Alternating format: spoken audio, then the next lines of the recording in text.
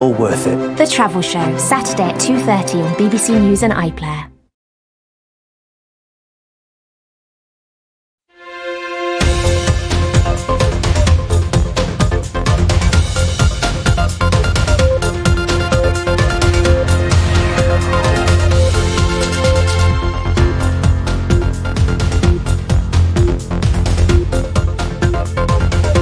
Hello there and welcome to the World Business Report. Coming up today, well, the gas workers in Australia will be voting on whether or not to strike, threatening a surge in prices both in Europe and also in Asia. We'll also be looking at the Russian ruble, which has slumped to a 16-month low against the dollar as the economy really does reel from Western sanctions and action also in Ukraine, of course. But let us begin in Australia, where workers at the country's LNG plants, that's those that produce liquefied natural gas, will be deciding this week if they go on strike over pay and employment rights.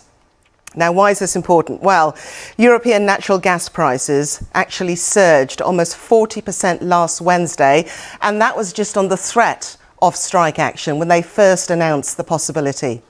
Demand and reliance on LNG has grown, especially since the Russian war in Ukraine, and that made countries seek out alternative energy supplies rather than relying on Russia's. Now, if those proposed strikes take place, then Europe could face an energy crisis. The International Energy Agency has revealed that LNG now makes up 35% of Europe's energy supplies, not far off the 40% contribution that Russia made before it was sanctioned over Ukraine. Well, Nitesh Shah is head of commodities and macroeconomic research at Wisdom Tree Europe. Thank you for joining us here on the programme, Nitesh. So we're waiting, obviously, to hear the outcome of whether these strikes take place or not. But the fallout could well be significant. Yes, the relative calm in the global natural gas markets has been broken by this threat of strikes in Australia. And it's largely because Europe has become much more reliant on liquefied natural gas after the sanctions placed on Russia. At the moment, European natural gas storage facilities are close to 90% full, so that does mitigate some of the worst parts of the risk. But supply and demand is so finely balanced in Europe that only a small amount of natural gas supplies coming off market has this massive ripple effect of bringing prices up, as you said, 40% on a single day last week. And yet, prices, or rather demand in the Northern Hemisphere has effectively dropped, hasn't it? The concern, I suppose, is Asia and the fact that they will be sourcing out other spot supplies. Yeah, so Asia is the largest importer of the Australian liquefied natural gas. So the strikes in Australia impact Asia a bit more. But in today's environment, whereas the European Union has been trying to wean itself off Russian dependency, there's a lot more of a fight for the molecules of natural gas. So Europe is in a lot more competition for every marginal unit of natural gas across the world. And that's why the prices have become a lot more volatile. We've got a lot more of an interconnected global gas market compared to, say, 2 years ago. Where would those spot supplies come from? Say these strikes did take place, the likes of Asia, Japan, South Korea, Malaysia, where would they be looking and competing if Europe is also impacted by this? Well, the US is a very large exporter of liquefied natural gas, and its supplies have been growing. In fact, earlier on this year, one of its largest LNG facilities, Freeport LNG, was offline. Now that's back online now and is producing in large quantities. So there is gas supplies from the US that's likely to make its way over to Asia as alongside the EU. And the EU has been building out its own storage capacities as well. So its storage, its ability to actually incrementally increase storage has improved as well. Okay, Nitesh Shah, we've run out of time, but thank you very much indeed for your time. Thank you. You're most welcome. Now, Russia's currency has fallen below a 100 rubles to the dollar low. This is actually its lowest level in nearly 17 months.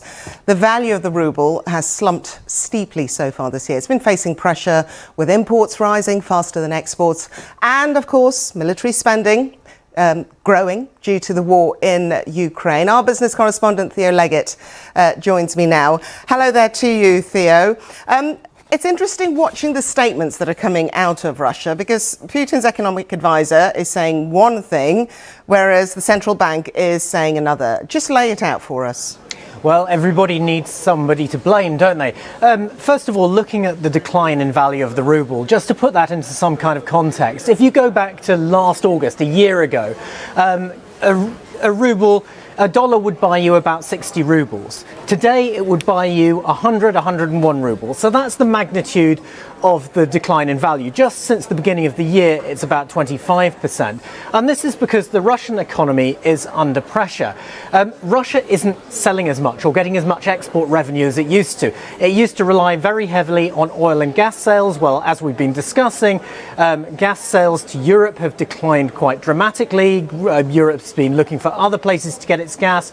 And there's a price cap among the G7 nations on the price of Russian oil. So that's reducing the amount of revenue coming in, reducing the amount of hard currency coming in. At the same time, the government's been spending a great deal on the war, and it's also become much more dependent on imports from areas like Turkey and China. But those regions are not particularly happy taking payment in rubles, so if they want to pay in rubles, it's got to be a lot of money. There isn't a huge amount of foreign currency to spare. So that's the sort of big picture why the ruble is falling. Now, the Russian government is saying it's all the central bank's fault. The central bank last year increased interest rates in the early days of the war, and that helped arrest a decline in the value of the ruble back then.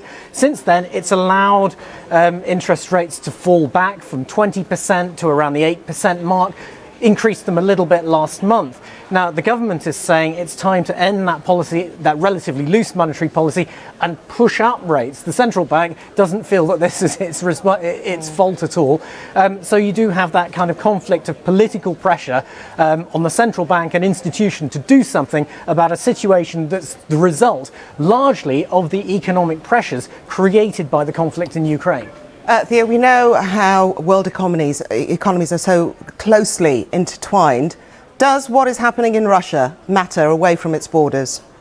It certainly matters within Russia. I mean, the falling value of the currency obviously creates pressures at home because it increases the cost of imports, and that can push up inflation on the streets. Outside of Russia, less so, because the Russian economy has become more and more disconnected from the rest of the global economy as a result of the war in Ukraine and the sanctions that were imposed after that. Okay, Theo Leggett, thank you very much indeed. Thank you. We'll be hearing more from Theo throughout the day. Now, the share price of China's troubled property giant Country Garden has plunged more than 15% in Hong Kong after it warned of multi-billion-dollar losses. It's the latest Chinese property firm to run into trouble as the sector struggles with weak demand. Here's our Asia business reporter, Katie Silver, with all the details. It's certainly a fall from grace for one of China's biggest property developers. Country Garden's share price is at a record low. It's now worth a 20th of what it was 5 years ago. It's trading as a penny stock. And on Friday, the company said it could see losses of almost $8 billion for the first half of the year, and that it missed key bond repayments. Over the weekend, it said it would stop trading 11 of its bonds. This is usually a sign that it might be about to seek extensions on these repayments. And this is all too soon for the market, which is no doubt feeling deja vu. The wounds from a similar crisis at the developer Evergrande just 18 months ago are still fresh. And the property sector is particularly important for China. It's not just about economic growth, although it's certainly that. It makes up about a third of the economy. But it's also a symbol of China's development. The towering new build condos show just how far China has come. But the struggles of the property sector are the latest sign of the serious problems facing the world's number 2 economy. Last week, it reported it had slipped into deflation and trade dropped on the back of weak demand from both at home and abroad. And what all of this does, Well, it adds pressure on Beijing to roll out more measures to boost the economy. And that was Katie Silver. Now, from Mumbai to Bangkok and Jakarta, motorbikes are the most popular form of personal transport across Asia. They're cheap and convenient, but also extremely polluting. Well, one Taiwanese company believes that it has a solution. It's built a large network of battery charging centres to lower the cost of going electric. Our Asia correspondent, Rupert Wingfield-Hayes, sent this report from Taipei.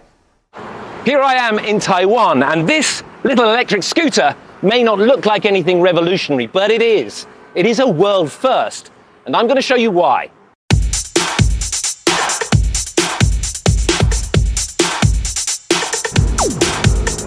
There are 14 million motor scooters here in Taiwan, and they are very noisy and very dirty. So how do you get people to switch from their dirty petrol scooters to a clean electric one like this? Well, they have to be just as cheap and just as reliable.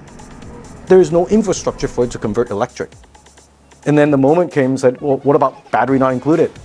What if you are able to actually sell the vehicle without the battery, reducing the cost of that vehicle by 30–40%? So this is the really clever and unique thing about this system. When you buy one of these bikes, it doesn't have any battery in it, and that makes it cheap. Instead, you subscribe to the company's batteries, and when it gets low, you just come to a charging station like this one and switch it out for a fresh one.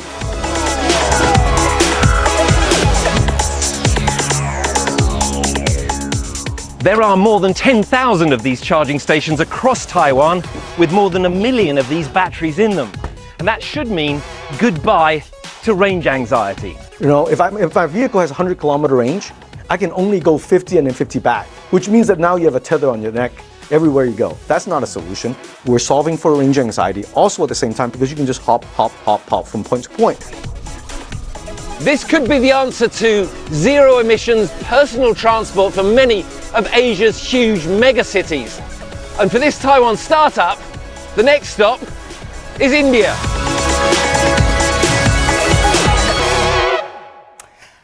And that was Rupert Wingfield-Hayes with that report there. Now, the world's largest contract electronics manufacturer, Foxconn, made $33 billion in profit in the second quarter of the year, above market expectations. The company expects sales to pick up in the second half of 2023, most likely as Apple launches the iPhone 15 come September. They famously, or rather Foxconn famously assembles the iPhone, but also makes smart speakers for Amazon and tech for the likes of Dell, Google and Hewlett-Packard. More on Twitter. You can find me at Lukwesa Burak.